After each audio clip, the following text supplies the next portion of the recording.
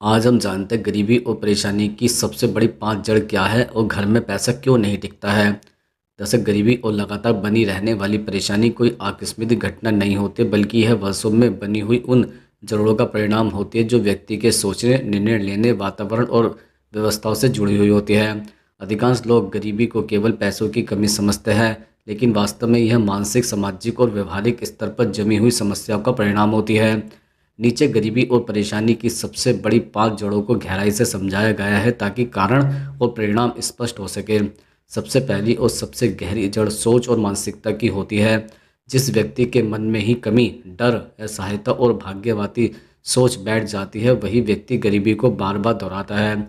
यह सोच अक्सर बचपन से ही बननी शुरू हो जाती है। जब कोई बच्चा अपने घर में लगातार यह सुनता है कि पैसा बहुत बुरी चीज़ है, अमीर लोग बेईमान होते हैं, हमारे बस का नहीं है, हम गरीब ही पैदा हुए हैं, तो यह बातें उसके अविचल मन में गहरे बैठ जाती हैं। बाद में वही व्यक्ति बड़े होकर अवसर मिलने पर भी आगे नहीं बढ़ पाता, क्योंकि उसका मन ही उसे रोकता है। वह जोखिम लेने से डरता है, नई चीज़ें सीखने से भागता है और असफलता को अपनी किस्मत मानकर स्वीकार भी कर लेता है। यह मानसिकता धीरे धीरे व्यक्ति को सीमित कर देती है। वह अपने लिए बड़े लक्ष्य सोच ही नहीं पाता, क्योंकि उसे भीतर से लगता है कि वह इसके योग्य नहीं है। यही सोच उसे गरीबी के चक्कर में फंसाए हुए रखती है। दूसरी बड़ी जड़ अज्ञानता और शिक्षा की कमी है। जहाँ शिक्षा का मतलब केवल डिग्री नहीं है, बल्कि व्यवहारिक ज्ञान, आर्थिक समझ और जीवन कौशल से है। बहुत से लोग पढ़े लिखे होने के बावजूद पैसों को संभालना नहीं जानते। उन्हें यह नहीं पता होता कि बचत कैसे करें, निवेश कैसे करें, खर्च को कैसे नियंत्रित करें और आय के नए स्रोत कैसे बनाएं। जब कोई व्यक्ति पैसे की भाषा नहीं समझता, वह पैसे के लिए ही मेहनत करता रहता है, पैसे उससे काम नहीं करते। इसके अलावा सही जानकारी के अभाव में लोग गलत फैसले लेते हैं, जैसे ऊंचे ब्याज पर कर्ज लेना, जल्दी अमीर बनने के लालच में धोखे में पड़ जाना या बिना योजना के व्यापार शुरू कर देना। अज्ञानता व्यक्ति को बार बार नुकसान की ओर ले जाती है और हर नुकसान उसे मानसिक और आर्थिक रूप से और भी कमज़ोर बना देता है। तीसरी जड़ अनुशासन की कमी और गलत आदतें है। गरीबी अक्सर एक दिन में नहीं आती, यह रोज रोज के छोटे गलत निर्णयों का परिणाम भी होती है। देर से उठना, समय बर्बाद करना, टालमटोल करना, नशे की आदत, फालतू खर्च, दिखावे में पैसा उड़ाना, यह सभी आदतें धीरे धीरे व्यक्ति की आर्थिक स्थिति को खोखला कर देती है। बहुत से लोग कहते हैं कि मेरे पास अवसर नहीं है, लेकिन सच यह होता है कि वह अपने समय और ऊर्जा का सही उपयोग नहीं कर रहे होते हैं। अनुशासन का अभाव व्यक्ति को लक्ष्यहीन बना देता है। आज जो काम करना है उसे कल पर छोड़ दिया जाता है, कल फिर कोई बहाना बन जाता है। यही आदतें वर्षों में एक बड़ी समस्या बन जाती है। अनुशासन ही व्यक्ति न तो नियमित सीख पाता है, न नियमित कमाई बढ़ा पाता है और न ही मुश्किल समय के लिए तैयारी कर पाता है। चौथी जड़ गलत वातावरण और संगति है। इंसान जिस माहौल में रहता है वैसा ही बनता चला जाता है। अगर किसी व्यक्ति के आसपास ऐसे लोग हैं जो हमेशा शिकायत करते हैं, सरकार को दोष देते हैं, अमीरों से नफरत करते हैं और खुद कुछ बदले की कोशिश नहीं करते, तो वह भी धीरे धीरे वैसा ही सोचने लगता है। नकारात्मक संगति व्यक्ति की ऊर्जा, आत्मविश्वास और उम्मीद को धीरे धीरे खत्म कर देती है। ऐसे माहौल में नए विचारों को मजाक बना दिया जाता है, मेहनत करने वालों को पागल कहा जाता है और जोखिम लेने वाले को बेकार समझा जाता है। इसके परिणाम स्वरूप व्यक्ति भीड़ का हिस्सा बन जाता है और अपनी अलग पहचान बनाने का साहस खो देता है। गरीबी का यह वातावरण केवल धन की कमी नहीं, बल्कि सोच की कमी पैदा करता है। पांचवी और सबसे व्यवहारिक जड़ गलत निर्णय और जिम्मेदारी से भागना है। बहुत से लोग अपनी स्थिति के लिए परिस्थितियों, सरकार, परिवार या समाज को जिम्मेदार ठहराने रखते हैं। जब तक व्यक्ति अपनी स्थिति की जिम्मेदारी खुद नहीं लेता, तब तक वह उसे बदल भी नहीं सकता है। गलत निर्णय जैसे बिना तैयारी के बड़े कर्ज लेना, भावनाओं में आकर निवेश करना, अपने कौशल को न बढ़ाना और स्वास्थ्य की अनदेखी करना, यह सभी फैसले आगे चलकर भारी परेशानी का कारण बनता है। इसके साथ ही जब गलती हो जाती है तो उससे सीखने के बजाय व्यक्ति खुद को या किस्मत को कोसता रहता है। जिम्मेदारी से भागने की यह आदत व्यक्ति को बार बार उसी जगह खड़ा कर देती है जहाँ से वह निकलना चाहता है। इन पांच जोड़ों को एक दूसरे से गहरा संबंध होता है। गलत सोच अज्ञानता को बढ़ाती है, अज्ञानता गलत निर्णय कराती है, गलत निर्णय परेशानी और गरीबी लाता है और गरीबी फिर से सोच को और नकारात्मक बना देती है। यह एक दुष्चक्र है। जब तक इस चक्र को किसी एक बिंदु से नहीं तोड़ा जाता, तब तक स्थितियां नहीं बदलती है। अब हम जानते हैं कि गरीबी और परेशानी से कैसे बाहर निकले। जैसे गरीबी और परेशानी से बाहर निकलना कोई एक दिन का काम नहीं है और न ही यह किसी एक उपाय से संभव होता है। यह एक लंबी प्रक्रिया है जो भीतर से शुरू होती है और बाहर की परिस्थितियों तक जाती है। अधिकांश लोग यह सोचते हैं कि अगर पैसा आ जाए तो सारी परेशानियां खत्म हो जाएंगी, लेकिन सच यह है कि जब तक सोच, आदतें, निर्णय और जीवन की दिशा नहीं बदलती, तब तक पैसा भी नहीं टिकता। इसलिए गरीबी और परेशानी से बाहर निकलने का रास्ता सबसे पहले मन और दिमाग से होकर गुजरता है। सबसे पहली और ज़रूरी चीज़ है सच्ची स्वीकृति। जब तक कोई व्यक्ति यह स्वीकार नहीं करता कि उसकी वर्तमान स्थिति उसके अब तक के फैसलों, आदतों और सोच का परिणाम है, तब तक वह उसे बदल नहीं सकता।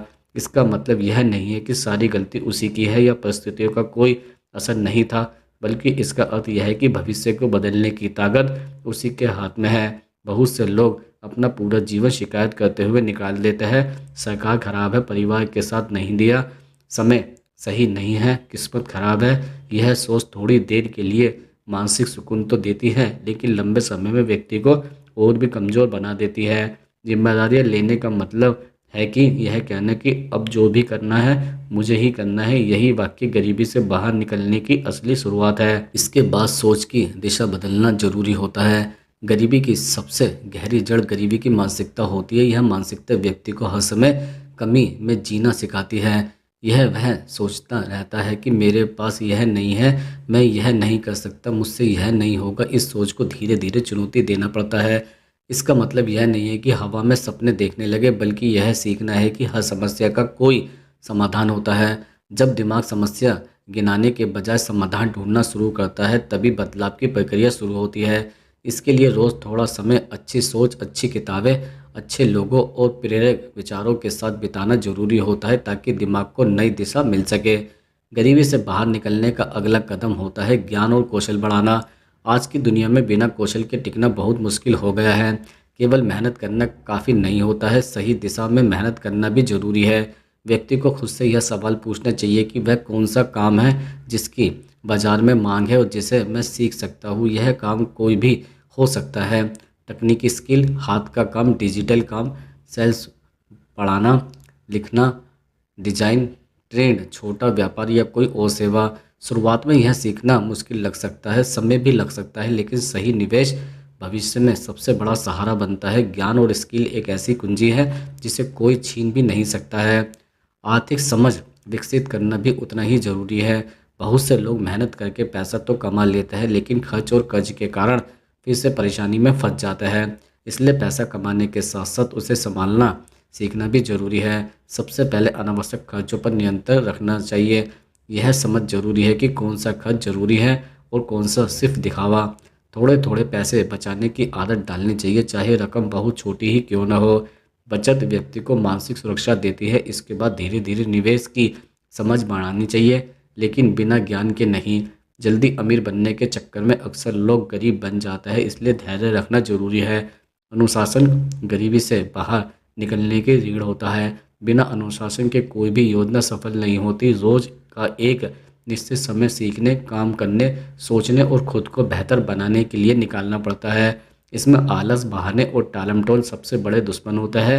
अनुशासन का मतलब यह नहीं है कि खुद को सजा दी जाए, बल्कि यह है कि खुद से किए गए वादों को निभाया जाए। जब व्यक्ति खुद पर भरोसा करना सीखता है, तभी दूसरों का भरोसा भी उसे मिलने लगता है। संगति और वातावरण का भी सही होना बहुत ज़रूरी होता है।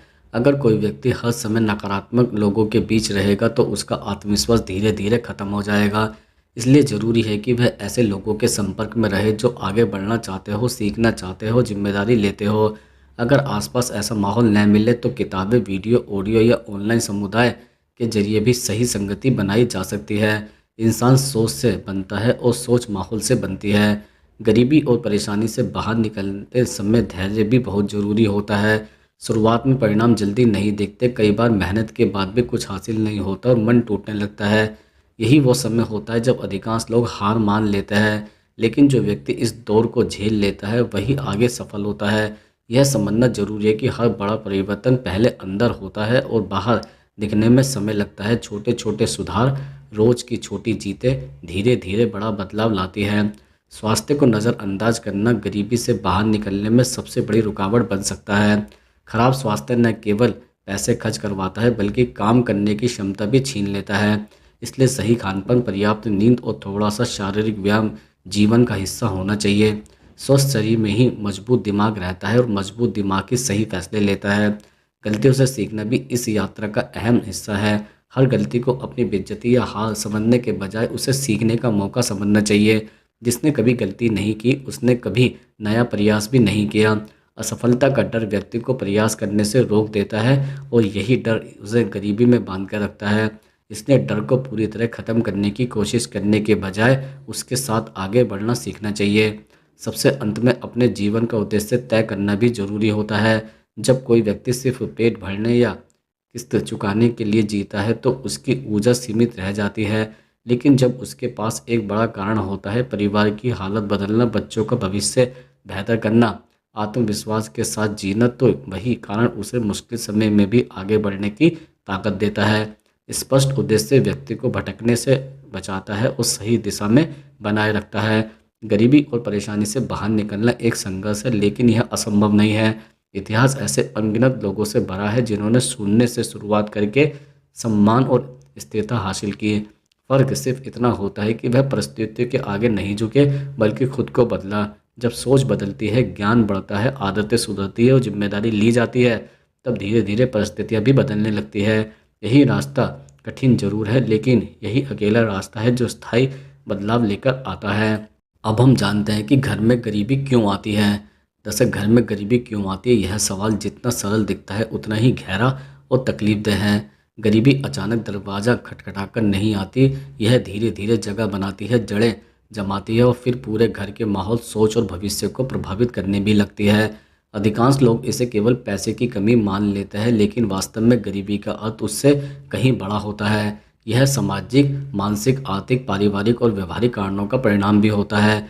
घर में गरीबी आने के पीछे बहुत सारे कारण एक साथ काम करते हैं, जिनमें से कुछ दिखाई तो देते हैं और कुछ नज़रों से छिपे भी रहते हैं। घर में गरीबी आने का कारण गलत फैसले और जल्दीबाजी होती है। कई बार परिवार भावनाओं में आकर ऐसे निर्णय ले लेता है जो आगे चलकर भारी पड़ता है, जैसे बिना सोचे समझे कर्ज लेना, शादी या सामाजिक आयोजनों में अपनी क्षमता से अधिक या ज़्यादा खर्च करना, किसी के कहने पर निवेश करना या फिर बिना अनुभव के व्यापार शुरू कर देना। शुरुआत में यह फैसले छोटे लगते हैं, लेकिन समय के साथ यह आर्थिक बोझ बन जाता है। जब कर्ज बढ़ता है, किस्तें बढ़ती है और आय वहीं की वहीं रहती है, तब गरीबी के की पकड़ मजबूत होने लगती है। घर में गरीबी आने का एक अहम कारण नशा और बुरी आदतें भी होती है। शराब, तंबाकू, जुआ या किसी भी प्रकार की लत न सिर्फ पैसा खाती है बल्कि समझ, स्वास्थ्य और रिश्तों को भी कमज़ोर करती है। जिस घर में कमाने वाला सदस्य नशे का शिकार हो जाता है, वहाँ आय का बड़ा हिस्सा बेकार चीज़ों में चला जाता है।